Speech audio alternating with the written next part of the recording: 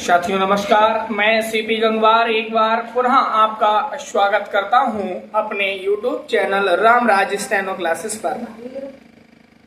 आपको रामधारी गुप्ता खंड 1 के डिक्टेशन लगातार दे रहा हूं, जिसमें प्रतिलेखन संख्या 45 तक दे चुका हूं। आज प्रतिलेखन संख्या 46 है। डिक्टेशन लिखने के लिए तैयार हो जाइए। एक्चुअल डिक्टेशन स्टार्ट होगा 5 सेकंड बाद।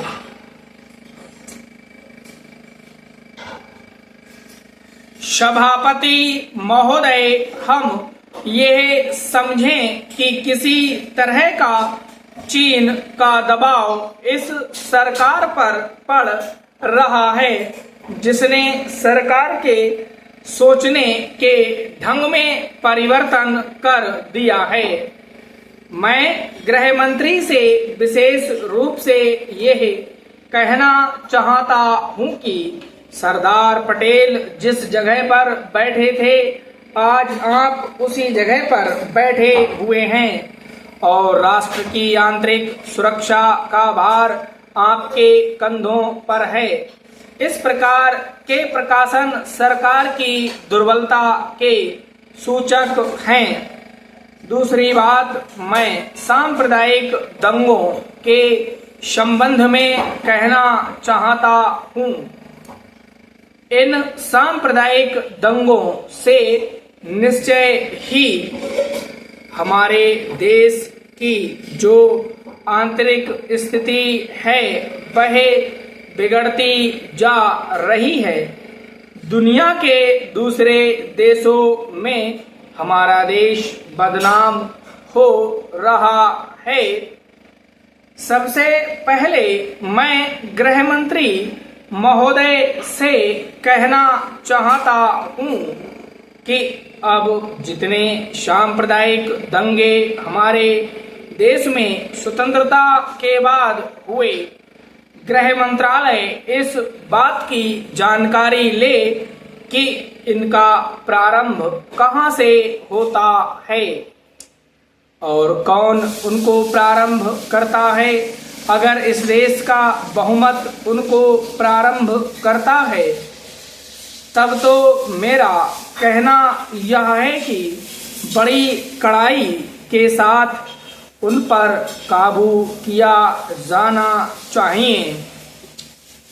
लेकिन अगर दूसरे लोगों की तरफ से प्रारंभ होता है तो मैं समझता हूं कि उनके अंदर इतनी हिम्मत नहीं है। जब वे जानते हैं कि इसका परिणाम यह होगा कि हमको और हमारे दूसरे सहयोगियों को चोट लग सकती है, फिर भी वे इसका प्रारंभ करें तो मुझे ऐसा लगता है कि कोई तीसरी शक्ति अवश्य है जो आज भी 5 दशकों के पश्चात हमारे सामाजिक जीवन को दुखी बनाना चाहती है। उदाहरण के लिए मैं एक ही बात कहना चाहता हूँ। पहले गृह मंत्रालय जब अपनी वार्षिक रिपोर्ट प्रकाशित करता था, तब उसमें बतलाया जाता था कि हमारे देश में दुनिया के किस किस देश के कितने नागरिक रहे हैं।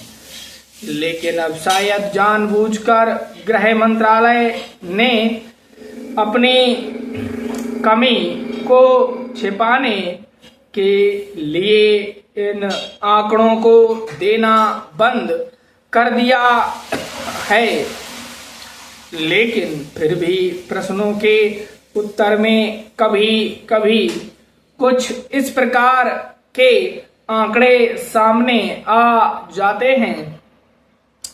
अभी हाल में जब यहाँ पूछा गया कि हमारे देश में पाकिस्तान के कितने ऐसे नागरिक हैं जो पासपोर्ट लेकर रहे हैं, तब उत्तर में सरकार ने बतलाया कि इस समय पासपोर्ट के आधार पर भारत में रहे पाकिस्तानी नागरिकों की संख्या लगभग 217,000 है। समाप्त। उम्मीद करता हूं आपने डिक्टेशन लिख लिया होगा। अगर लिख लिया है तो इसे पढ़ लीजिए, और नहीं लिखा गया स्पीड कम करके लिखिए, पढ़िए। अगर लिखा गया है तो स्पीड बढ़ा के लिखिए, पढ़िए। यानी कि इसको मल्टीपल टाइम्स आप लिखने की कोशिश करें और पढ़ें, तब आप देखेंगे ग्रेजुअली आप सुधार कर चुके हैं, इम्प्रूवमेंट कर चुके हैं। Thank you very much.